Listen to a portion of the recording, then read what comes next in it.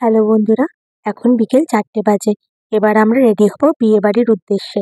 বাগনান যাব। এই যে দেখো আমি রেডি হয়ে গেছি, একটা ব্ল্যাক কালারের জাস্ট শাড়ি পরেছি। আর আজকে না আমি প্রথমবার যেন খোঁপা বেঁধেছি।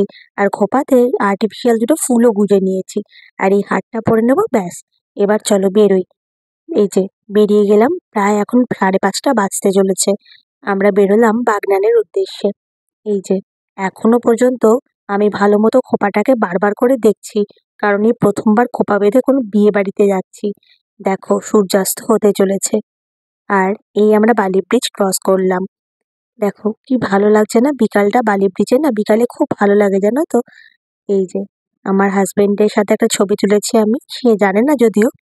দেখো এখন সূর্যাস্ত হয়ে গিয়ে বিকেল গড়িয়ে সন্ধে নেমে পড়েছে।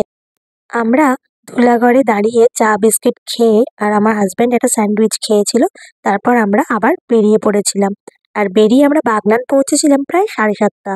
এই যে আমরা ওখানে একটা কালীবাড়ি রয়েছে, যেমন আমাদের দক্ষিণেশ্বর কালীবাড়ি, ঠিক সেরকমই ওখানে রয়েছে বাগনান কালীবাড়ি। খুব জাগ্রত দেবতা। আর এখন কালীবাড়ির নির্মাণ কার্য চলছে, মন্দিরটা অনেক বড় করে তৈরি করা হচ্ছে। আর দেখো এটা পার্কিং, আর এখানে না বিভিন্ন ধরনের মানে মন্দির প্রাঙ্গণ সংলগ্ন প্রচুর খাবারের দোকান আছে। এখানে না একটা দিন তোমরা খুব ভালোভাবে কাটাতে পারো। এমনকি ভোগেরও ব্যবস্থা রয়েছে। মাকে দর্শন করে আমরা চলে গেলাম বিয়ে বাড়ি। আমার এই বোনেরই বিয়ে ছিল।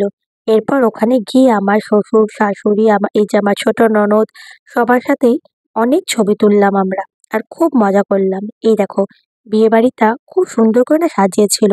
এখানে ফুচকার স্টল, চিকেন পকোড়া, পনির পকোড়া, কফি, সমস্ত কিছু স্টল দিয়েছিল।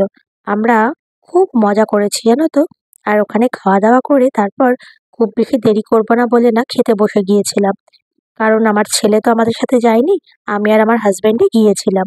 তাই খুব বেশি রাত করব না বলে আমরা না তাড়াতাড়ি খাওয়া দাওয়া সেরে নিয়েছিলাম ওখানে। আর ওখানে ফিশ ফ্রাই করেছিল, সেটা আর আমি খাইনি। একদম রুমালি রুটি আর কিমা চানা দিয়ে শুরু করেছিলাম। তো ওখানে না প্রত্যেকটা রান্নাই খুব টেস্টি হয়েছিল।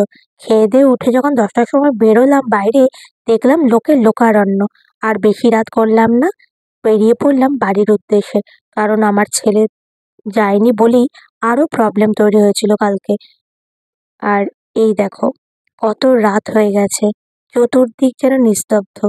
কিন্তু রাত্রিবেলা ড্রাইভিং করে আসতে কিন্তু খুব ভালো লাগে, বিশেষ করে আমাদের বালি ব্রিজ টপকাতে। ব্যাস বাড়ির সামনে চলে এলাম। আর বেশিক্ষণ নয় আমার বাড়ি এখান থেকে। তাই এবার আমার ব্লগ শেষ করলাম। চললাম, টাটা বন্ধুরা।